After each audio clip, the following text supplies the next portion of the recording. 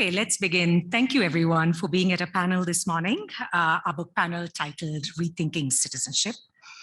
We're discussing three fantastic new books. I don't want to be speaking too much because it's not my work, obviously, but we have three lovely authors, and I'm going to have a series of questions for them so they can wax eloquently about their wonderful work. But let me very briefly introduce the authors, and then, I'll have a series of questions for them so they can talk about their books, and then we'll open up to the audience so you have some questions as well for them. So I'm going to go in the order in which it's described in our panel description. First, we have Dr. Amy Stone, who is an associate professor in anthropology and sociology at Trinity College, San Antonio. No? That's okay. It's close, though. It's very close. It's cool. Okay. It's cool. University? No. I'm a full professor at Trinity University in San Antonio. Good. That's even better. So close, though. She's the author of Queer Carnival, Festivals and Mardi Gras in the South, and it's published by NYU Press. The second book on this panel is Respectable, Politics and Paradox in Making the Morehouse Man, published by UC Press. The author is Dr. Saida Grundy, who's going to be joining us online on Zoom. There you can see her on the screen. I wish you were here, Saida. It would have been fun. But I know you're pulling together your tenure dossier this week. It went in last night, so I couldn't be happier to see you all this morning. Dr. Saida Grundy is a feminist sociologist of race. She is an assistant professor, soon to be associate professor in sociology, African-American studies and gender studies at Boston University. And finally, we're discussing Dr. Rachel Perennias' new book, Unfree, Migrant Domestic Work in Arab States, published by Stanford University Press. And Dr. Perennias is professor in sociology at the University of Southern California. So thank you all. And I'm just going to open it up with a series of questions. These are really broad, so the authors can take it any direction they want. So they're deliberately sort of very open-ended. And I'm hoping they will answer in the order that they were introduced. Yeah, is that okay? Okay.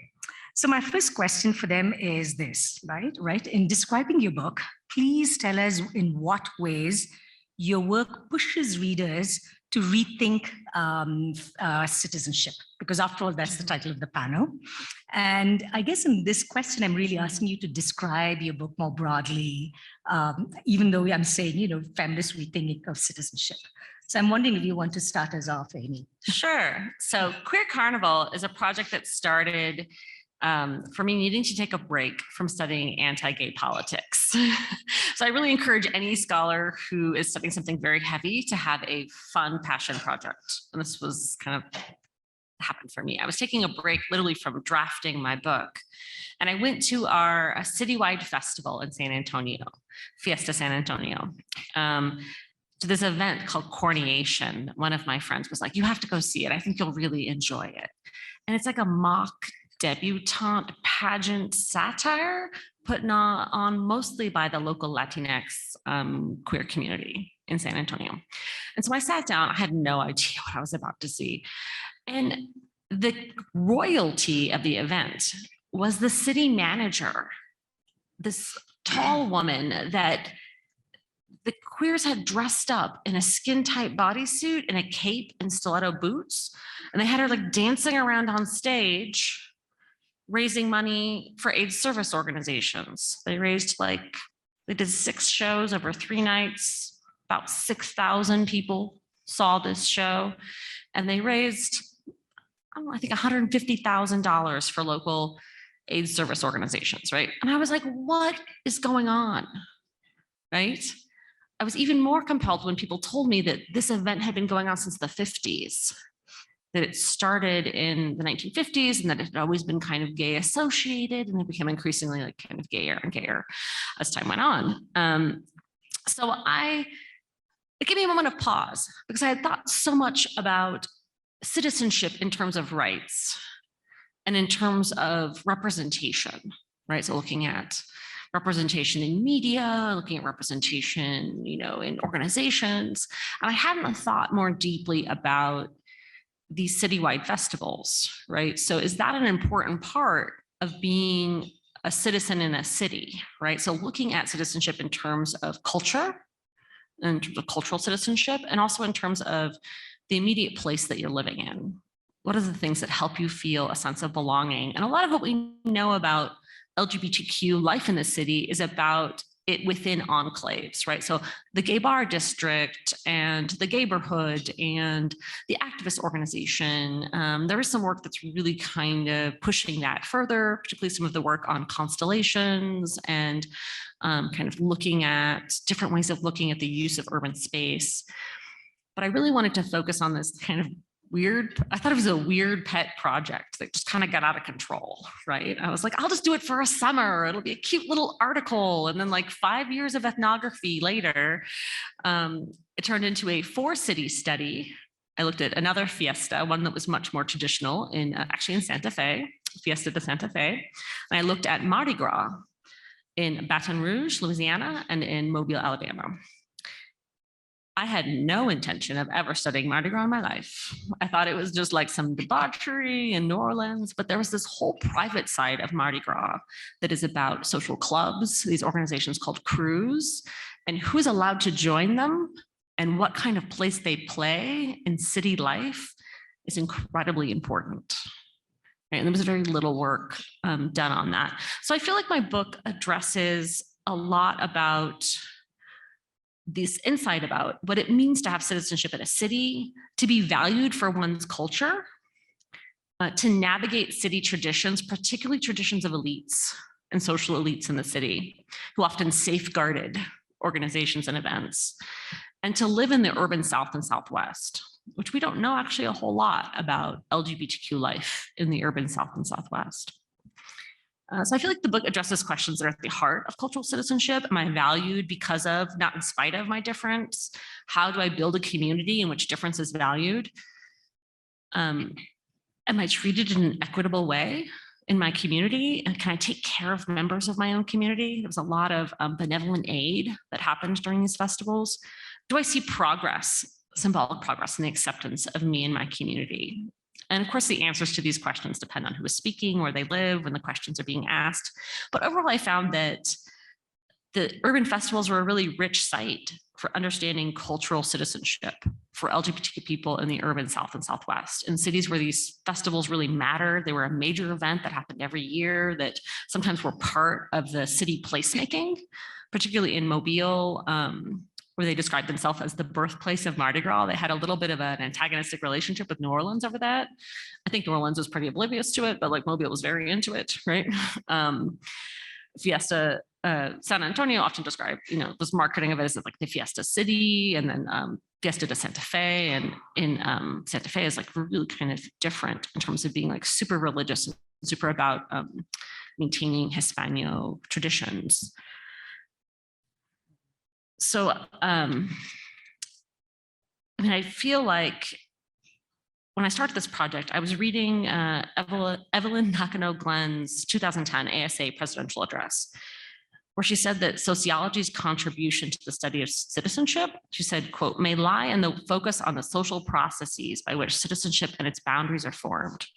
In particular, sociologists can highlight how citizenship is constructed through face-to-face interactions and through place-specific practices that occur within larger structural contexts. So I feel like that kind of led in this project. And I'll stop talking about that part. Thank you. Saida, do you want to jump in and talk about how your book compels us to rethink feminist citizenship? Well, it's just such a great place to pick up because Evelyn Nakano Glenn was also heavily influential in my thinking. She also started her career at BU in the office next to mine. And she wasn't tenured here only because we had a very fascist administration whose letter said, you will no doubt be tenured elsewhere, just not here. That was her letter. So in my question, has really been about how Black politics are made within the race. So in that classic Du Boisian sense of race making being done across the veil, right? And Du Bois's premise was that the veil sort of demarcates, this one-way mirror where The racialized subjects can see out, but the racializing white subjects cannot see in. But my question was really more about how the veil is constitutive within the race. And my question was that gender and sexuality and class were making race within the race by making Black politics within the race. So that question of citizenship was actually entirely central to how I framed this book. My book was highly inspired by one of the most important books I read in grad school, which was Michelle Mitchell's Righteous Propagation. And Righteous Propagation is the story of the cultural, moral propaganda campaigns that once abolitionists had sort of reached their end date of the actual, 13th Amendment and really 15th Amendment, because most abolitionists were invested in suffrage as well. Then came this question of how do you prove that Black people are worthy of citizenship? So this sexual and moral campaign about sort of proving themselves, respectable, proving themselves culturally assimilated. This all became really central because, as we know from Nakano Glenn, citizenship has always been mapped on a race gender terrain, right? The idea of citizenship itself is a patriarchal white masculinist construct. This idea of being able to take up public space, this idea of being able to conquer other lands and to conquer people within your land, right? So this Black project of citizenship is really, I kind of obsess over it because, as I tell my students every semester, immigration is about how we add people to the population, but citizenship is about how we treat people who are here, right? So there have been, Black people who have been here since 1619, Indigenous people who have been here for 15,000 years, right? How we do them, how we treat them, that's the question of citizenship, right? So with this, question of Black politics, what I really honed in upon was this question that's really fundamental to Black politics. Michael Dawson, a political scientist you all might know, had this theory called linked fate, and he was trying to explain why Black voting patterns are so similar across class, geography, et cetera. And he said, oh, it's because Black people share a sense of linked fate, that what happens to one of us happens to all of us. Kathy Cohen, who is my Beyonce, Kathy Cohen came up after Dawson. She said, actually, I want to challenge that a bit.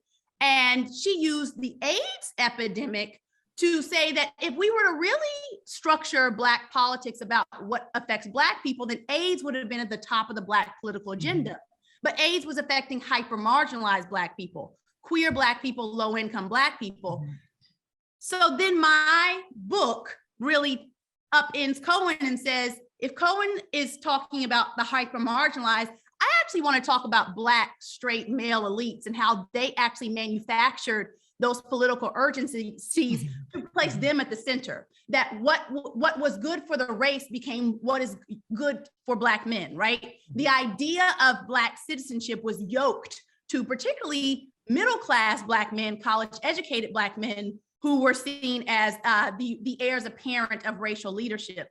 All of that question and that cloud is what I end up studying at Morehouse, right? I end up studying how that paradox, how that question is institutionalized into a place like Morehouse. And Morehouse, if you all don't know, is the nation's only historically Black college for men. It has a reputation, public-facing reputation of being, very elite, very buttoned up, very, the homing ground, the alma mater of King and Spike Lee and Raphael Warnock, right? All these really accomplished Black men. But what I find is that sort of front-facing veil, right? That idea of how they are seen by whites is really belied under the surface with a highly problematic culture of sexual violence, really, really rampant homophobia and transphobia, because again, the veil is constructing all the tensions within the race to make sure that only sort of one image is projected externally about Black men. So, my question about citizenship really has been that, we have talked about, Black elites and the Black middle class in terms of, housing. We've talked about how they mobilize in terms of jobs. But my question was always that gender was central to the means, the cultural vehicle through which they were mobilized and the cultural vehicle through which they saw themselves accomplishing this idea of right to be, here, right to be Americans. And that is the citizenship question. Thank you. Rochelle? So, so my engagement of citizenship, we could say, really digs deeply into what Nakano Glenn would say is substantive citizenship. And so I'm looking at the experiences of migrant domestic workers in the country of the United Arab Emirates in particular. And I'm using that as a springboard to basically just talk about the citizenship status of migrant domestic workers globally and how that citizenship status then shapes their labor market experiences. So across the world, migrant domestic workers are temporary residents whose visa is tied to the sponsorship of their employer. And as someone whose visa is tied to their employer, they're what you could call like bound citizens or tied citizens. And it's because first, they cannot quit their jobs like easily. They can only work for one employer. And with the exception of Italy, they have to be a live-in domestic worker. And so there's variations to the flexibility they have to change their jobs. And so in certain areas of the world, it's a little bit more extreme, is that they need the permission of their employer to quit their job. And so that would be the case in most Arab countries, including my site of the United Arab Emirates, but it's also the case in Singapore. But in certain countries like Taiwan, you actually can never quit your job unless the state deems your employer no longer fit to employ you, which would happen if they died or if they declared bankruptcy or if they moved out of the territory. And so many scholars of domestic work have focused on this status, and many have, without much empirically substantive work, have basically reduced our understanding of domestic work to this legal status. And when doing so, they basically just conclude that this is like a very oppressive positioning to be in, that they assume then this very Marxist framework that the employer will just maximize the labor that they can extract then from the person who's bound to them, who's beholden to them. But my findings contradict that. Instead, what I found was that there were a wide range of labor conditions across households. So briefly, there was like three cultural regimes of domestic work. One is that you have domestic workers that are dehumanized. And so these are domestic workers who are fed once a day. You have domestic workers who are infantilized. And so they eat 3 times a day. They can eat whatever they want in the refrigerator, but they never are given like the option of choosing what they want to eat. And so they can only eat whatever is in the household. But then you have the third group of domestic workers who are recognized, like their humanity is recognized. And these are domestic workers whose employers basically recognize that they have a palate, that they have own tastes, that they, like for Filipinos, they have to eat rice like breakfast, lunch, and dinner. And so they always have rice available for them. And so how do we then understand these variations in employment standards? How does this then push against the literature that has reduced our understanding of domestic work, particularly in Arab states? Kind of this very Orientalist framework that it's like these barbaric Arabs are just going to take advantage of these domestic workers. So the book is really then looking at how employers and various stakeholders, including domestic workers, the state, agencies, negotiate this particular legal status of domestic work, and it tries to explain how variations then result from the various means of negotiating this legal status. Thank you. That was lovely. The next question I have for all of you, some of you have already, actually all of you have answered this, but I'm going to merge the next 2 questions.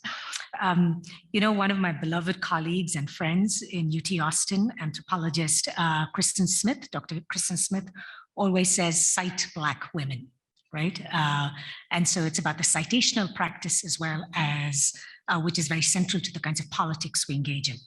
And all 3 of you have actually talked about, the importance of especially Evelyn Nakano-Glenn to your work.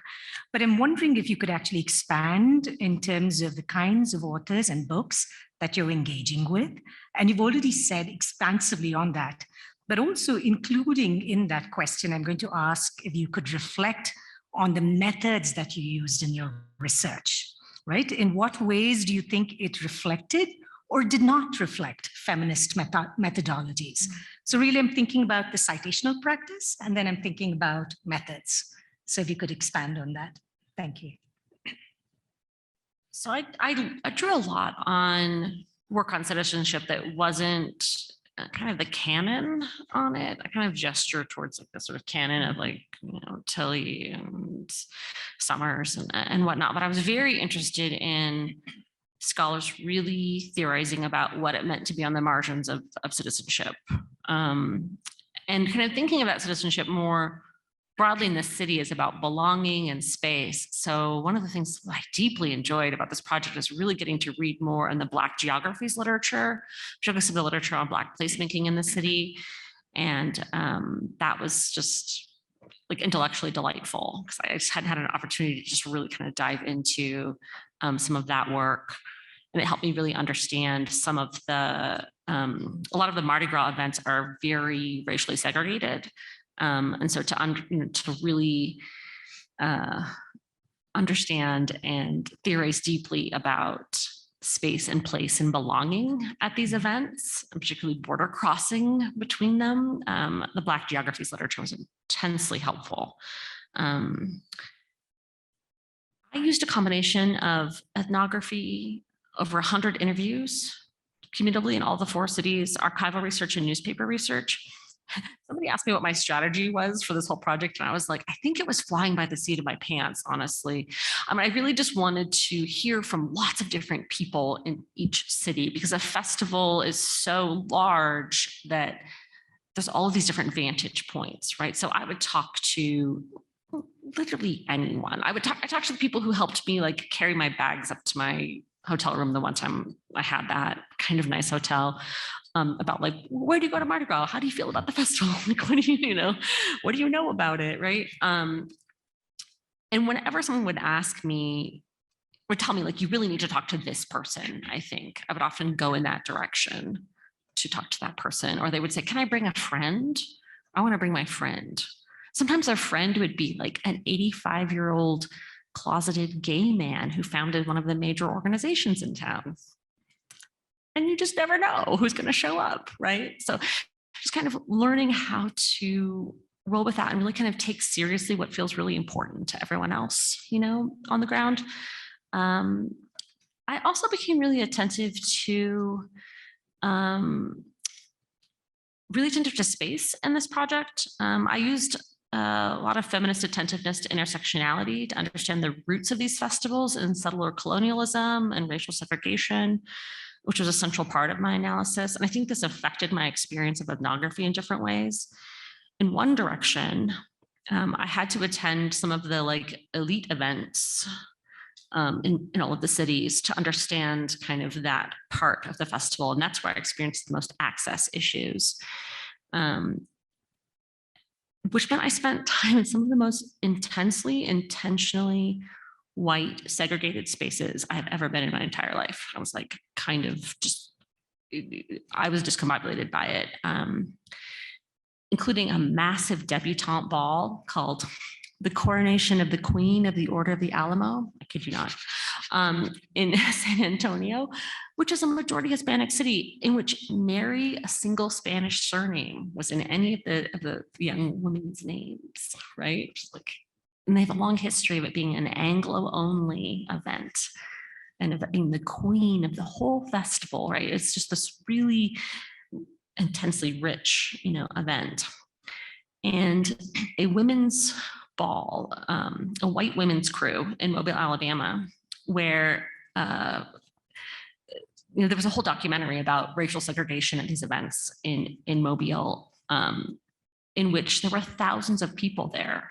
I walked around with my like research wing person, right, at it. And the only Black passing participants among the thousands of guests were the bartenders and janitorial staff, right? So people had told me it was racially segregated, but being there in that space was deeply uncomfortable. I was also really generously and kindly invited into spaces that were not spaces for me, right? Like I went to gay men's groups where I was kind of sometimes the only like person with a vagina in the room, right? And I also was invited to spend a weekend with the Black lesbian crew called the Mystic Women of Color in Mobile.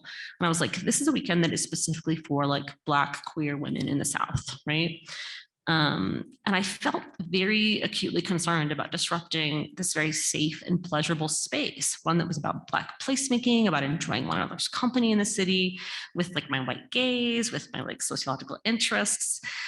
So I tried to really think strategically about like, I tried to fit into group norms about what I was wearing. I also brought a femme friend as a date because this event was very oriented towards stud femme relationships. So I was like, okay, I want to kind of fit into like socialization patterns like as much as I can. And I also just kind of rolled with whatever others found enjoyable, right? Like I don't want to like disrupt the space at all, or I tried not to. So which at times turned into me like what my ex-partner called playing the fool, where I was like, there was this one stud from Atlanta who was like, really wanted to teach me to dance all weekend. And so I learned how to dance badly, right? I was like, this is fine. This is fine. And then they like wanted me to pose for pictures of them. And I was like, this is great. Let's do this. Right? Like I'm totally fine. So I really tried to kind of be really aware of like space and kind of who was kind of making that space and who was left out of that space too. And also what was my role in that space as a researcher, right? So it was this very kind of, this is perhaps my most complicated ethnographic research I've ever done. Not only did it push through my own introversion, because I had to make whole new social networks in 3 other cities, but also my own desire to go to bed at 10 p.m. Like this is like a whole like nightlife project that I am just like, I found that really, really hard. So that's kind of my scattered response to that. Thank you. Thank you, Saida. Oh, we can't hear you. Yes, so this is a great question, and I'm going to start with the first part of what you asked in terms of what books in which we're in conversation. So any grad students and first-time authors, please hear my voice on this. When I pitched this to publishers, I told them this book sits on a shelf in between Marion Patillo and Karen Lacey and Seamus Khan, right? So this was Seamus Khan's Privilege, Karen Lacey's Blue Chip Black, and Mary Patillo's Black Picket Fence. I mean, Mary Patillo has multiple books about the Black middle class. Initially, it was really a sociological question about the Black middle class and how gender was that class vehicle. But it really became, as you all might have this familiar feeling, what you pitch your book and then what you actually end up writing becomes 2 different things. So, my dissertation really was about seeing Morehouse as this, trying to examine where do Black middle class people learn these gender sort of scripts about, and particularly Morehouse about how to do manhood, right? But I just got so far into the political economy question. I got so far into, our friends over in poli sci, and also I'm a closeted historian. Maybe this is me coming out, and so so. I always say, every good sociological question has a 100-year-old answer. And so when I, approached this book, it really did become much more about seeing it in that long arc of how Black people have structured gender within the race to accomplish these racial agendas. So, with the methods question, I could not have predicted a pandemic then. But I did all these phone interviews, and the population of men I was studying at Morehouse, first of all, you should know that I went to Spelman College. So this was a sort of sister outsider project, right? So in many ways, I was internal to this community. And then there were at some points where it felt like I was external, right? I was this, I was a researcher at the University of Michigan, this, white behemoth of an institution, comes with a lot of research authority, studying, a Black college with which, not only am I familiar, I was really involved in Morehouse when I was a, undergrad. I am a former Miss Morehouse College, which I did not put on my CV. So there was this real sister outsider that, when men were talking to me, it was a familiarity. And then sometimes they would switch on this, like, I can't tell you that, like, that's, only for, Morehouse men, these sort of secret, rituals they had, et cetera. So when I was doing phone interviews, one of the things about methodologically that I was really keen to was studying the literature on women interviewing men. And there's a handful of literature on basically the sort of gender dynamic in interviewing. And one of the things that's sort of ironic is that women interviewers tend to get a lot out of their participants because particularly men assume women are caring. And so it ended up being true for me in terms of, I would, ask men if they had an hour to talk to me on the phone. And this is the time, where I was just literally recording Skype audio. We didn't even do all the Zooming then, the Wi-Fi bandwidths were more limited in 2010. And so what ended up happening, I would ask them for an hour and I would get like 3-4 hours out of them. And that is because they were phone based, right? So, in a study about mobility, they were literally mobile, right? They were going through airport security. They were, putting their kids in the bath. They were fixing dinner, right? And also because the gender dynamic, they didn't have to explain why a young woman was sort of in their space, right? A young single woman, they didn't have to explain to employers. They didn't have to explain to their spouses why a young single woman was, in a closed room with them for 3-4 hours. So I ended up getting this really long data from them. As we all know who do qualitative data, it's not hard to get people to talk about themselves. People love talking about themselves. I guess the harder part is just, getting enough time out of people.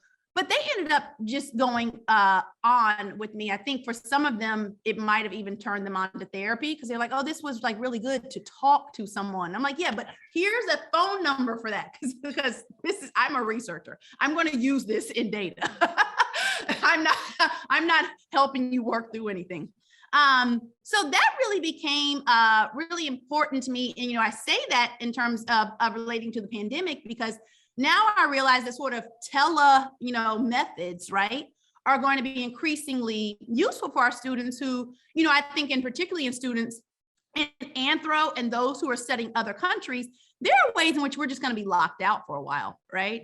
And to actually, get these stories is going to require us to actually technologically step up what we think of in terms of interview. And, I will say, in terms of phone interviews, the data I lost were a lot of nonverbal cues, right? So there's a whole visual language, which I did not get in my interviews. And there were points at which it's awkward because, you're as an interviewer, you might be jumping in, but they might be in the middle of a thought and you can't tell because you're not reading their face. So to do this, now would be way easier. Everyone would be used to this, but there certainly was something about the phone itself that allowed them to talk for hours and hours and hours. So yeah, I think of that when I think of my methodology. Thank you, Saida. So going back to my main finding, right, that I found variations in how the kafala system is what you call it in the United Arab Emirates leads to like employment conditions. And so this then created a challenge for me, like as a labor scholar, because many labor scholars basically reduced our understanding of what was going on there to like a very Marxist framework, where they basically just sort of assume that an employer would take advantage of the power that they have over the domestic worker and extract, as I said earlier, as much labor. And so to explain then variations, what I did was I turned to economic sociology, particularly the works of scholars on how morals and markets intersect. And, like Viviana Zelizer is like the queen of this discussion. And so Viviana's, work has been very influential then to me in terms of how to explain like what's going on. So it's like how morals then shape the way employers interact with their domestic workers. But then that's not really like the end of the story, because then, so it created this other puzzle, which is like, well, if morals then are shaping how employers interact with domestic workers. Theoretically, how does this challenge then our understanding of the kafala system in itself, right? Which is what I just explained earlier. And so this then made me look at the concept of freedom, which unfortunately sociologists don't really theorize, right? And so I think it took me like 2 years of basically just reading everything there is on freedom and basically realizing that most works on labor, most works on domestic workers really abide by a liberal notion of freedom. And a liberal notion of freedom basically really follows like kind of more a John Mills framework. It's an Isaiah Berlin framework where basically the assumption is that freedom is being like the absence of freedom is like facing restraint. And so then all these domestic workers then would just automatically like not have any freedom because they can't quit their job without their employer's permission. But that doesn't really explain like what's going on. But to make this short, then I really turned to what is called a Republican small r notion of freedom and not the Donald Trump notion of freedom.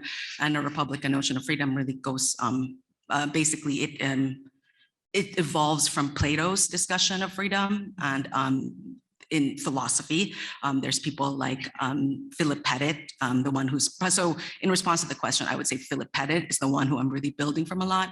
And so Philip Pettit basically talks about like how freedom is not so much being restrained, but being subject to arbitrary authority because of your restraint. And so being subject to arbitrary authority then means that the person who is like arbitrating over you can respond differently.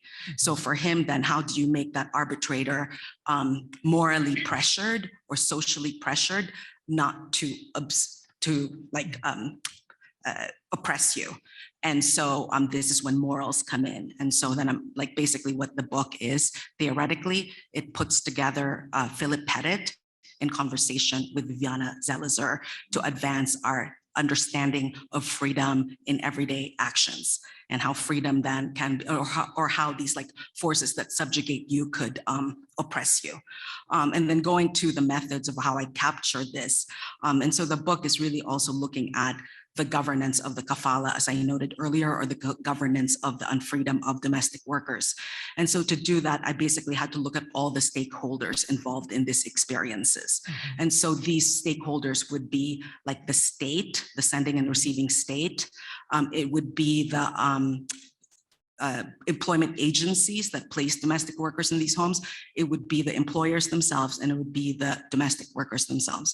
And so then to do this, this entailed like a multi-country ethnographic project that relied on participant observation of mandatory pre-departure orientation seminars for domestic workers, of how they interact with agencies once they go into the country of destination.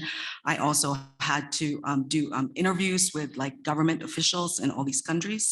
And then I had to do interviews with the domestic workers, of course.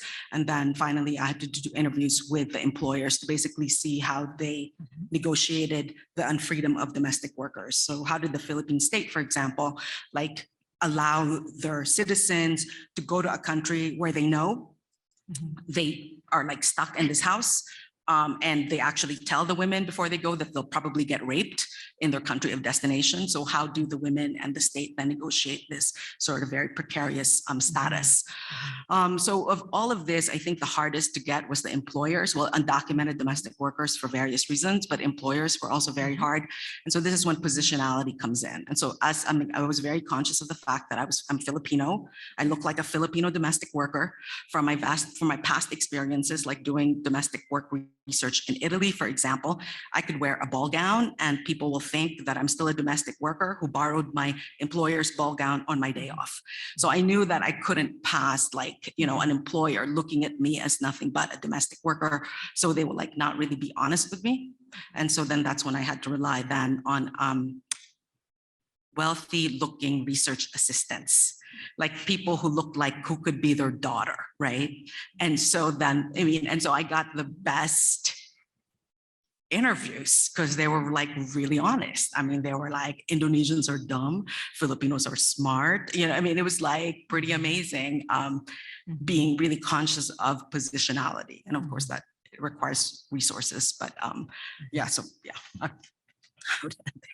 Thank you. That is, I just love this discussion on methodology. It's so vastly different and just fabulous. So thank you all. My next question, this is sort of a, what was the most surprising and or unexpected issue, situation, thing that you learned or dealt with over the course of your fieldwork, either personally as a researcher or in your findings? I had to learn how to fake party. Like I don't drink, I'm not a drinker. And so I learned how to just like pretend like I was drinking. Cause like otherwise people would think I wasn't having enough fun. They're like, I'm hosting you at this event. Like, why are you not like you need something in your hand, right? So I like learned how to, that was the easiest part.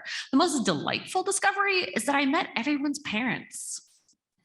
Like, I didn't think that this would be a project about family. I keep having a surprise family scholar. I'm like, well, how did I get here? I don't know, but here I am sitting the family.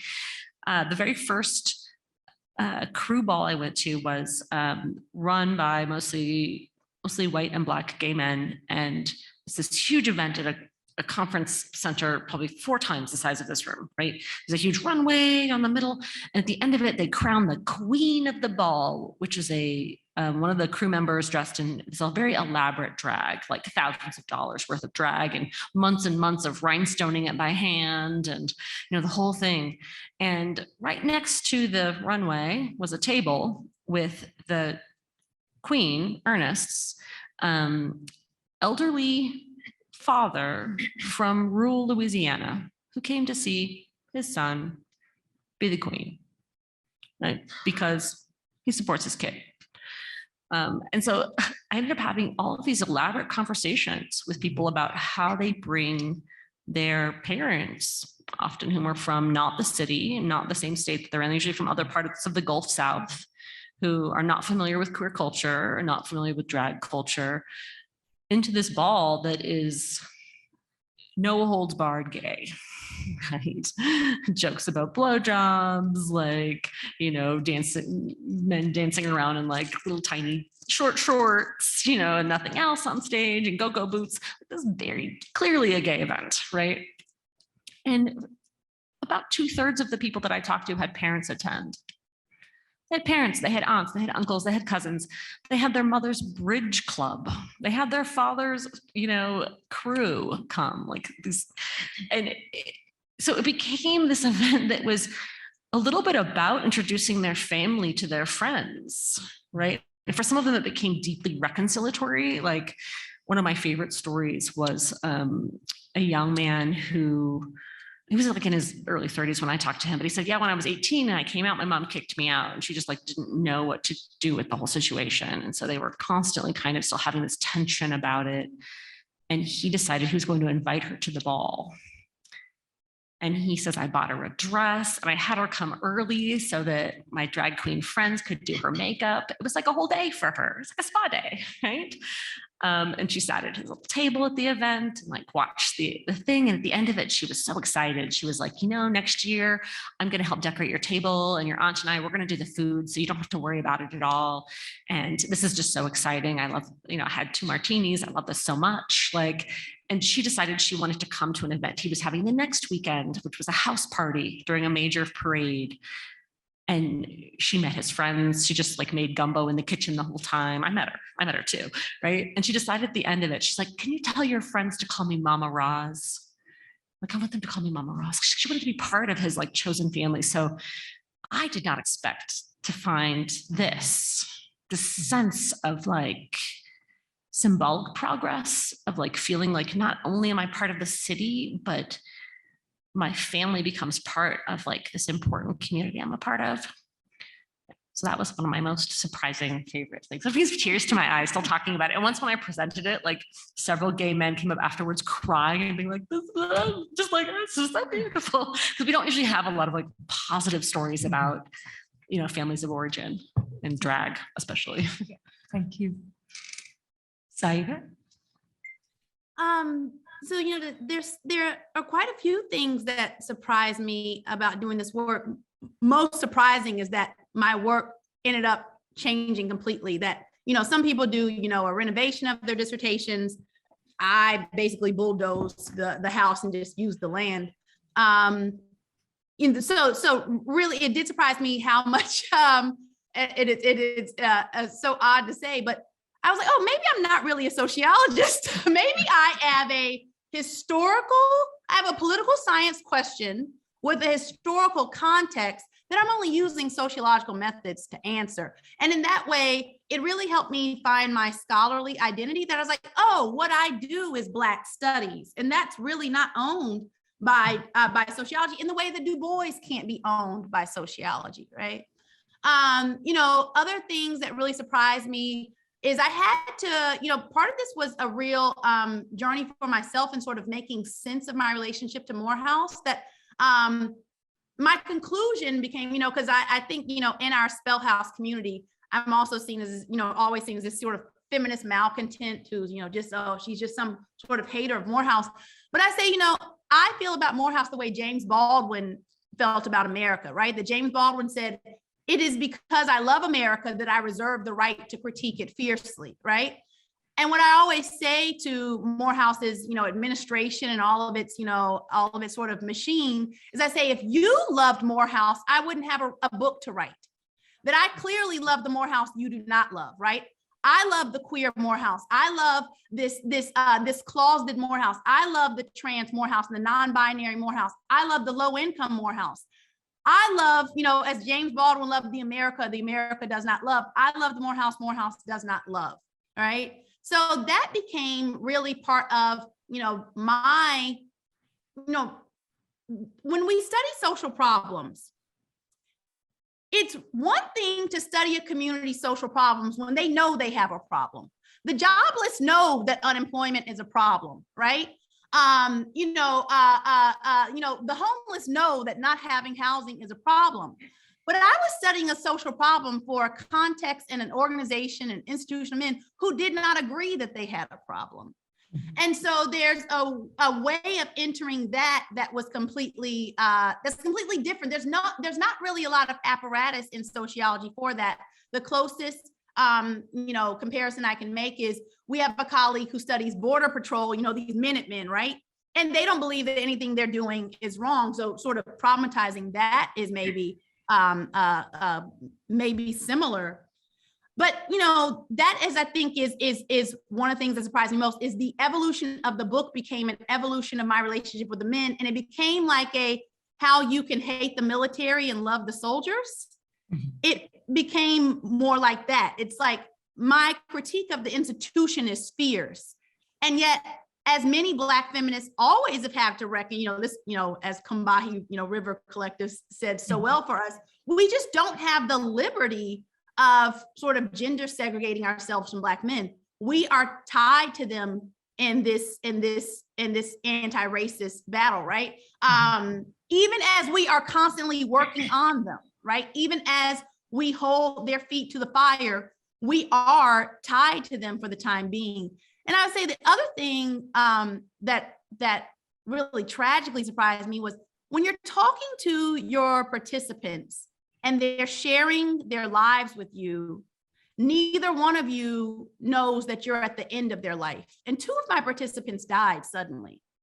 One died as I was going, up for my defense. And, I never met him in person, but I bawled like he had been there my whole life, because this is someone whose voice I had been sitting with for a good 2 years, and someone who had opened up to me, and someone who was also extremely loved by his classmates. In fact, both of my participants who died were sort of the heart and soul of their class. They were sort of the social captains of their class. And then you deal with, when do I tell the family that I have, 4 hours of them on tape? When do I present that? I had, this is a community in which it's not like a site that I'm leaving, right? This site is my life, my social network. So I'm watching, Facebook posts of a widow saying, you know, my son can't remember his father's voice. Does anyone have any recordings? And I'm sitting here with 4 hours, right? So that was, you know, I think, you know, there's a way in which qualitative study is never simply just study, right? You know, and in a way, you are a subject in it as well, because you should be changing and analyzing yourself as well in it. And it just, you know, it also reminded me how my feminist critiques of Black men are also coupled with this pretty fierce defense of Black men as well. And so, you know, as the book is about paradoxes, perhaps that's really the ultimate paradox for me. Thank you, Sarah. Marissa? So I think I shared some of the factual surprises that I learned from the research. But what I'll share is sort of like my surprise of like, you know, sort of this raises this questions like who's the expert, like what's an expert, and what is your relationship with nonprofit like organizations, non-governmental organizations that are doing advocacy work for the people that you're studying. And so when I was in the field, because I actually had like pretty amazing access to the people. So before I went to the field, a lot of people basically said, oh, you have to go stealth, like the government will like surveil you, the government will kick you out. I didn't face any of that. People said, you're never gonna get access to these women. I did in the UAE have 85 pretty diverse interviews with Filipino domestic workers. So because of this, Human Rights Watch approached me and wanted my help, and also my partner who was doing a sort of counterpart study on Indonesians at the time, Rachel Sylvie, asked for our help to access the field, to access domestic workers. And so in 2014, the Human Rights Watch came out with a report, I think it was called, I Already Own You. And so then it was like the scathing report of how horrible the treatment of domestic workers are in the UAE. It was the complete opposite of our findings. And so we actually helped them gain access. And to our shock, this is how Human Rights Watch does their, so we took them to like the migrant shelter for Indonesians. And they basically like came up to them. It's like, something bad happened to you? Did you get raped? Did you get, and it was just like 2 minutes. It was just like, what bad thing happened to you? What bad thing happened to you? And then they have this report. They're like, we interviewed 99 people and 99 people, like the worst things happened to them. And so there's this report going around the world from Human Rights Watch that's basically saying the UAE is like the worst thing in the world. And we witnessed how they collected this data. I mean, it was like the worst way you could collect data. And then I mean, my partner, I talked about this, is like, we can't believe that we actually facilitated this, like that we gave them access. And I mean, we definitely lost all respect for Human Rights Watch. And I think probably in this room, before I said this, people just sort of believe what Human Rights Watch says. We want to hear what Human Rights Watch says. And we like, you know, kind of just, like take it for granted that they'll be honest. And then you realize that a lot of these sort of organizations, you know, they're very politically motivated. And then you sort of realize a lot of scholars are also very politically motivated. And so be careful. So I guess what I learned is like, really like for everyone here, it's like, don't necessarily believe what you read, even from like sociological studies, because a lot of studies are very like politically like motivated. And I saw that in its most extreme form in how Human Rights Watch collected their data on domestic workers in the region. And my partner and I talked about this. Will we ever say that, will we ever put this in writing? We said no, because then we don't really want to be like ostracized, but we will say it out loud. And so I know that this book, Human Rights Watch will hate it because it makes their job harder. And a lot of people who've read it also said IOM is going to start hating me. And I'm like, and ILO also will start hating me. And so, but I welcome their hate in the hopes that they will improve how they do advocacy work, especially for domestic workers in the region. Thank you. Thank you, Marcel. That leads to my next question beautifully, I think. So thank you for making the transition easy for me. My next question was, part of our problem as authors is that we can be interpreted in multiple ways. They read the same thing, but then they're reinterpreting it in exactly the opposite ways. Like, for example, in my work, I'm either seen as a shill for the surrogacy industry, or some radical feminist who wants to shut down the entire industry, right? So in what ways do you think your book, can be used by persons or social movements with anti-liberatory, reactionary, racist, or imperialist purposes? It's a big question. My response is it's hard because it's just come out, but Yeah. can you kind of cast It's broadly? there. I mean, for me, like, if I think of it even in a more innocuous way, the way it's just sort of, on the surface interpreted by even just well-meaning other academics, right? So there's two different ways people have kind of approached me about it. One is that they say, my goodness, that happens there, right? This awe that there's so much visibility and presence and belonging in the South, particularly, and in the Southwest, in Mobile, right there. And I think that's part of this really long history of the South, particularly operating as an internal other, as this sort of foil for West Coast progressiveness and the East Coast civilization, right? So it's this kind of othering of the South as this place of no LGBTQ visibility, as a place where people just move from, right? When almost everyone I interviewed in the Gulf South part of my project, was quite happily living in the Gulf South. They were like, I can't imagine living anywhere else. Why would I want to move there? So it was this real, really conscientious of my work not contributing to that body of literature, but could be easily read that way as this oh, wow, how surprising that we even see this there at all. And the second is this more humanities emphasis of this carnivalesque literature, right?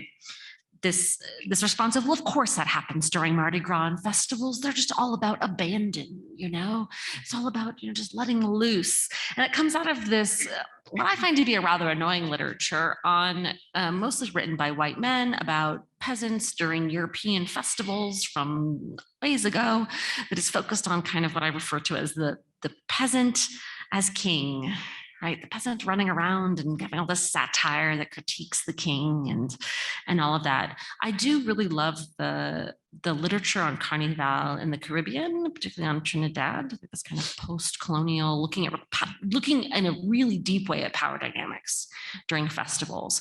But for someone, a lot of grad students and professors have read one thing, and it's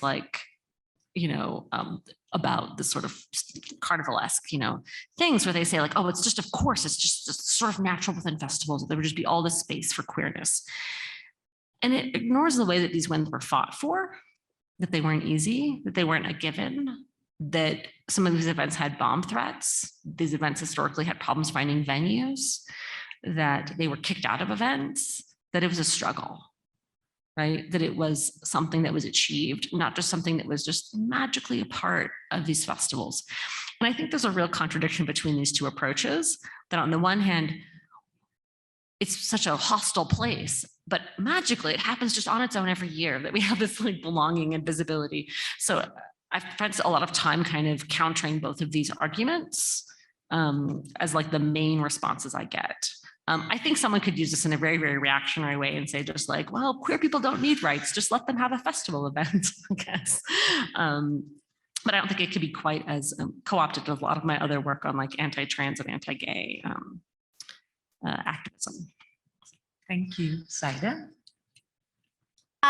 So this is a great question because as I was studying this institution, Morehouse, as much as my participants evolve, institutions also evolve, and institutions, as we know, have responses when they feel that, unfavorable, things are being said. So I really got to see sort of the apparatus of Morehouse as an institution. So I remember being in grad school, and one of their sort of, I guess he was under friendly cover, their sort of propagandists had contacted me and said, we just really want to keep abreast of your research because, the president is on, fundraising, initiatives.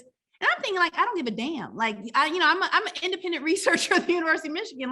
This is not a brochure. I'm not sure, why you would be confused about that. And then more recently, because I have friends on the ground, I know that the book is causing a bit of a stir. And they got a $1 million grant to study their own issues of patriarchy, homophobia, and transphobia. Now I found that fascinating. So, the cynic in me was like, oh, this is cops investigating cops, right? But in a conversation with my father, he's like, but approach it this way. They now admitted that they have to be on the same page as you. So they actually don't get to be mad about your book because we're all just trying to study these problems, right? So they actually cannot really have this this really ire about your book that they, could have, because now they're saying that we're going to study our problems. So, certainly, and this goes, many Black feminists have said this. Devin Carbato, who's a legal scholar, said this, that when you do Black feminist work, there is innately a Black patriarchal reading of that can be, this is betraying the race, right? That somehow that the race, when we say race, we mean Black men, right? When we say Blackness, we mean Black men. And that to call out any gender troubles is a betrayal of the race in quite the ways I'm talking about. This idea that, a company will see our business.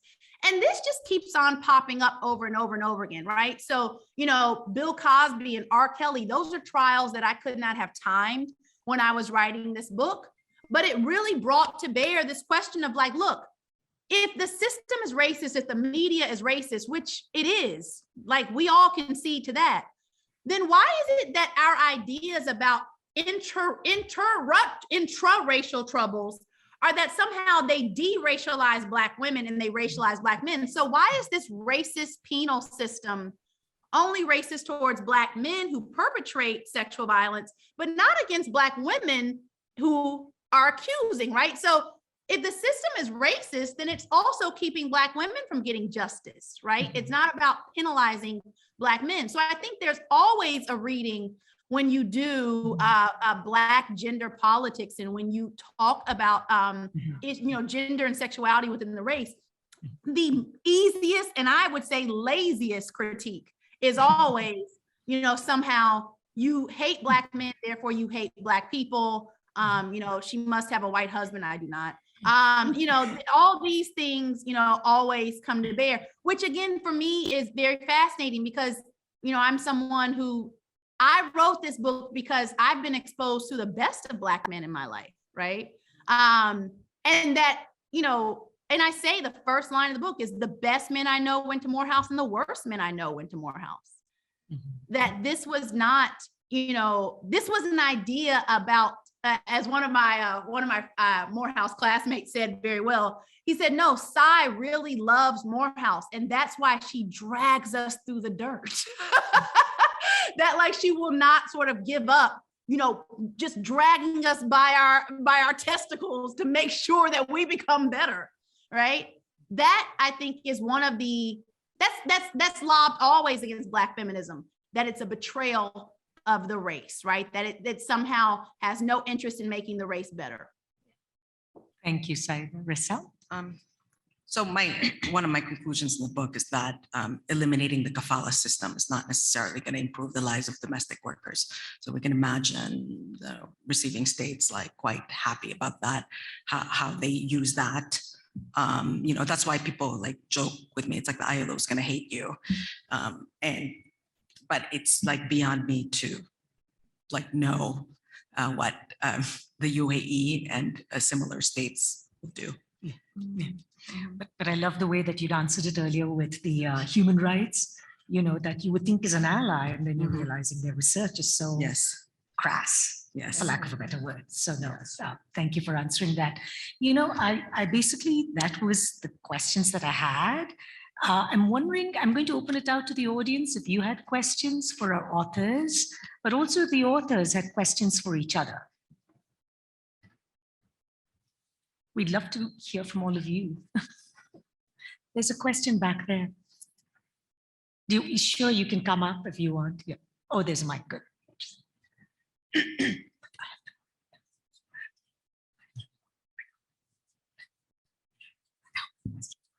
Hey, so good morning. Thank you all for being here. I really appreciate the discussions, the questions. I'm really excited to read all of y'all's books. So I know there was a question earlier about what was surprise being asked, but I'm kind of really interested in hearing a little bit more about either what was the most pleasurable aspects or moments through this whole process that y'all had, or what is something from your experiences of either writing or collecting data that is going to be something that you'll look back upon in your life and think fondly of. Can you repeat the first part of that? So kind of thinking about like pleasure, like what was one of the most pleasurable experiences from either writing or collecting data that you would like to share? Who wants to? Amy, do you want to go or? Sure, Simon? I'll Yeah, okay. hop in. There was a lot that was really fun about this project. I had a lot of costume changes, sometimes in one day. So one of the things about going to Mardi Gras balls is that you tend to wear formal wear. In fact, it's usually required, right? So people tend to have lots of kind of formal dress clothes. There's like a really cheap formal dress clothes market in most of these cities. So I had to buy a ball gown to go to the straight events because they don't allow cross-dressing. A lot of them, the white ones don't, at least. And also a tuxedo with tails. And that I wore to all of the queer balls. And there was something so delightful about that whole experience of sort of learning how to do formal wear. I also, wore drag to perform in Coronation, this event, this like mock debutante pageant as part of my research, and had a drag queen do my makeup. So I had to walk around backstage like this because my gold eyelashes were so large that I couldn't wear them with my glasses on. And I'm not someone who wears makeup ever. So this was like really, there was something kind of pleasurable about inhabiting all of these different outfits. At times it was also a very stressful part of field work to make sure I had an outfit for everything, right? It was like these parades where everyone wears all hot pink. So like I owned a hot pink cowboy hat and a hot pink pants and like all of this stuff. So, but particularly learning how to wear a tuxedo was this particular gender euphoric joy, especially with the tails and the suspenders that button into the pants, and like the dress shoes. It was just so delightful to do that as part of research. Thank you, Saida. So, for me, it was, again, being within this community to which I belong, but there was a little bit of an age difference. So a lot of the men I was interviewing are about, a cohort ahead of me. But I have a sister who's 5 years older than me who finished Spelman ahead of me. So part of the fun of this was learning my sister through their eyes, which I had no idea my sister was so popular. And I had no idea my sister has so many admirers. And I loved sharing this with both her and my brother-in-law and becoming very suspicious of why my sister was so popular in college.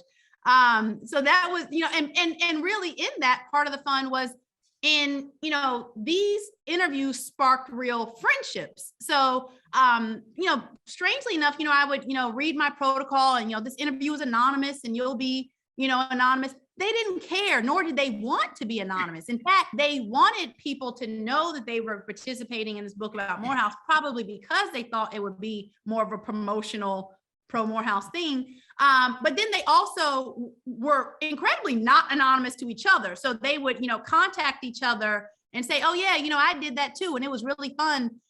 They would go and friend me on Facebook instantly. This was, Facebook ruled in this era.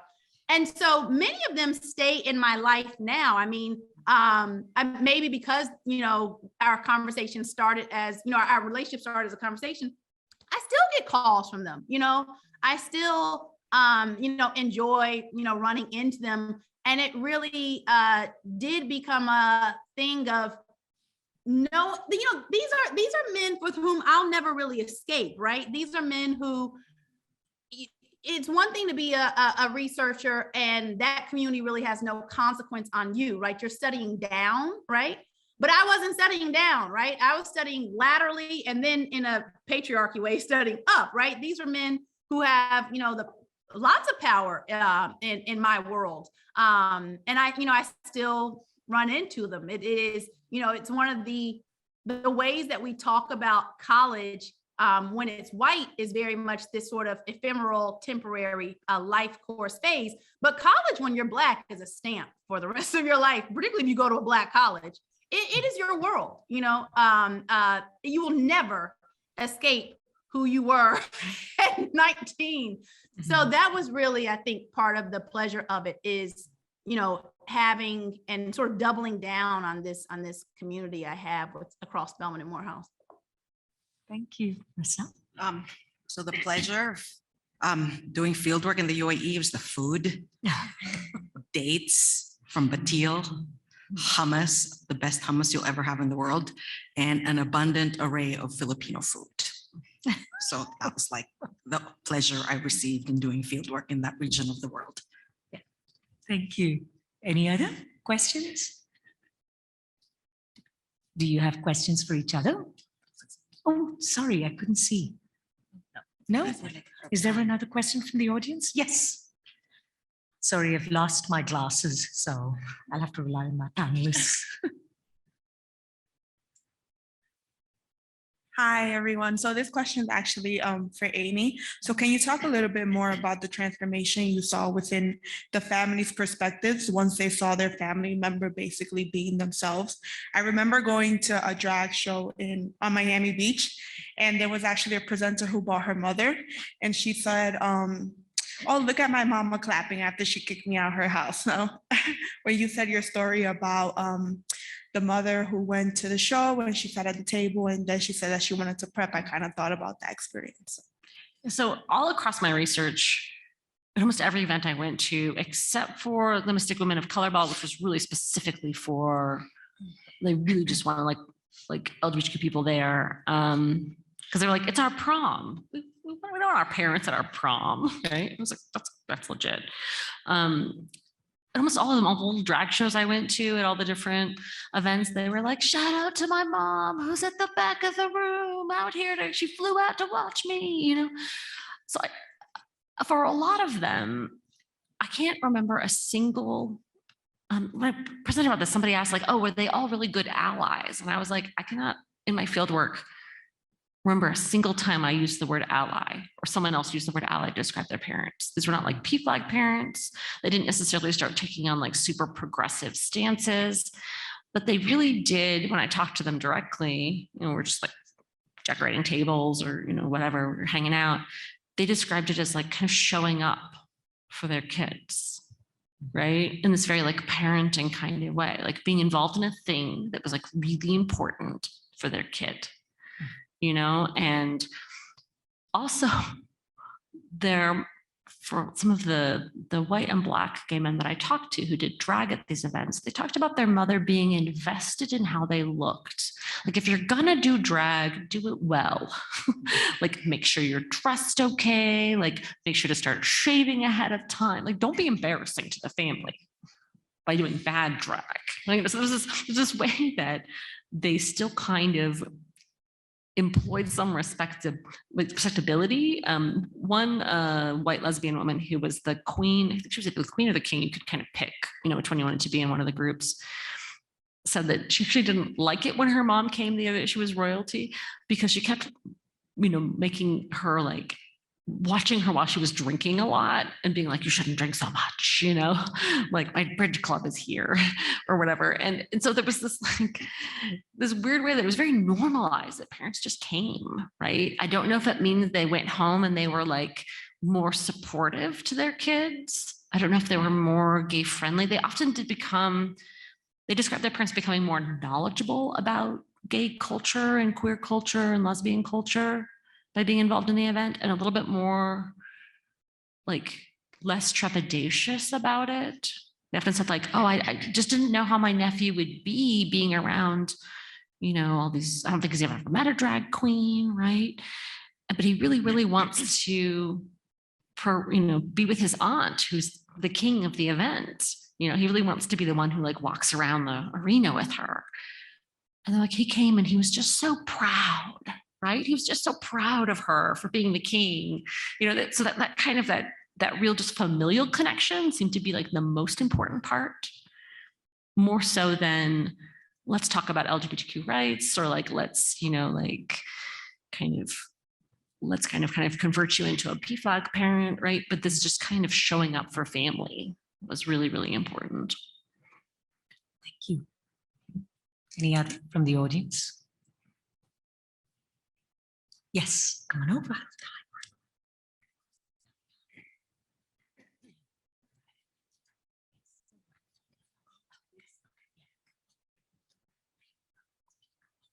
Hello, everyone. I'm Naomi. Thank you all so much for your presentations and your books that I'm very excited to read. Realizing that my back is to the camera, I'm not sure if that's a good thing. Anyway, you've all started talking about this a little bit, but I wondered if you could go into a little bit more detail about when you're doing, I think, especially qualitative work. You've talked about the relationships that you start to form with the people that you're researching, and so I'm wondering if you can talk a little bit about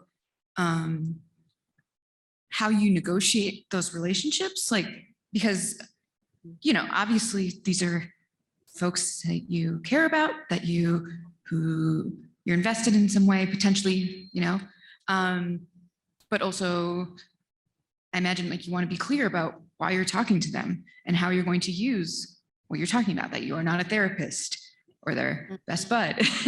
You are a researcher who's trying to understand something broader. So I'm wondering if you can all talk about that. And I'm especially interested because one thing I think is interesting about putting the group of you in a panel together is that for some folks, I mean, I think it was Professor Grundy said, you know, I critique Morehouse because I love Morehouse, right? But I imagine, for example, for Professor Pranan's work, you know, maybe you don't like, maybe love the employment agencies you're talking to. So you're also coming at these particular people you're talking to from sort of different angles and different, just kind of different feelings about them. So I'm interested to hear how you negotiate those relationships. Thanks. Mhm. Thank you. I'm wondering if Rissel and Saida can answer that since we have, yeah. And I think we have about 8 minutes. So yeah, 8 to 10 minutes. Go ahead. So a question that we want to go. Oh. No, go ahead, please. Oh, so she want a question that we always have as qualitative researchers, just a relationship to the field, and many people get paralyzed by that because they feel that they have power over this community, and that I'm taking away from them, and I need to be accountable to that. But for me, as someone who's done field work all over the world, I always look at my relationship to the field as one of not necessarily individual, but it's my relationship to the communities that I'm studying. And so to all the communities that I've studied, I've always like reciprocated in some way or another. And so I always volunteered at through NGOs, not Human Rights Watch, but so for example, in Italy, when I was doing field work there was an amnesty that you could get like a permanent residency. So I was helping domestic workers navigate the state system so that they could transition to from undocumented to permanent residence, or legal resident status. When I was in Japan and I was doing field work with migrant hostesses, I actually volunteered at the domestic violence shelter. And so these are works that I'm also doing, not to collect data necessarily, but it's this very clear understanding of the relationship that I have to the community that I'm taking away from. In the UAE, that was really a challenge to do, because then in the UAE, NGOs are illegal. 8 people, for example, cannot congregate because they think you're going to be the nation of Islam. And so there, it's the most I would do is we donated food to migrant shelters, went to migrant shelters for domestic workers and asked them what they needed. So we bought a lot of cooking oil and rice.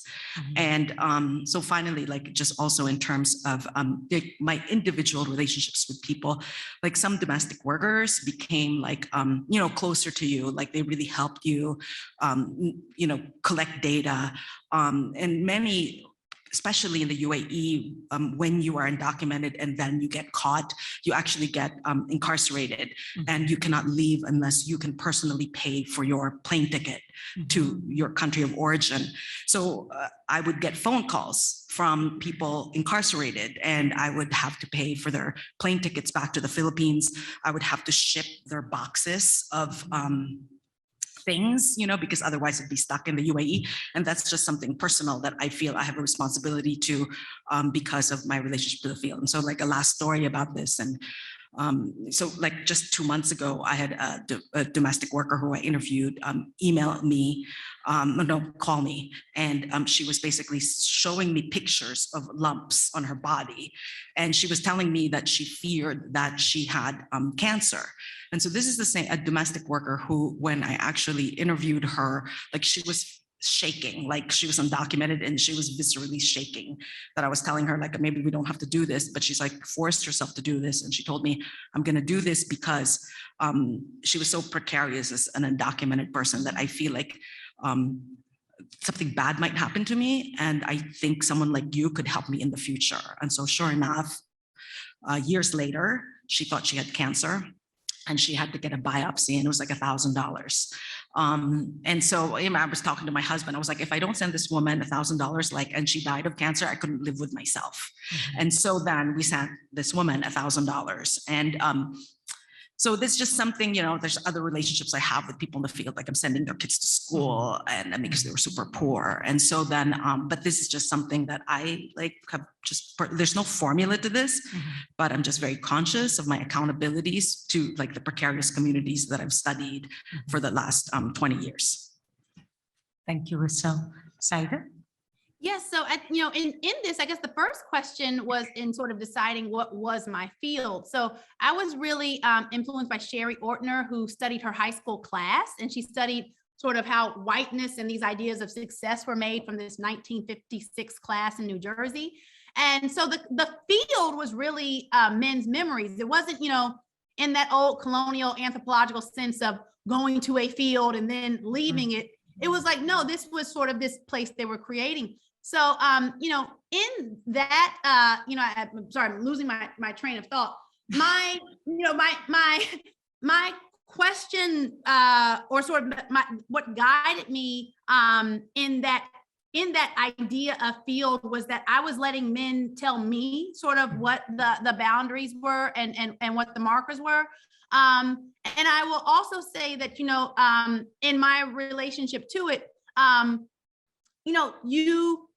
I remember, a participant, saying, you've heard my whole life, I don't even know anything about you. Like he wanted it to be more two ways, right? That this idea of like, you're just, you're coming into my life and hearing all these things, but I don't even have your phone number. And those were interesting questions of boundaries. But I also want to say that, part of being from these communities is that when we say, your sort of knowledge informs, the study in terms of being, from these places, I mean that quite literally. Like when I read, Alice Goffman's work on Black people, I say, you don't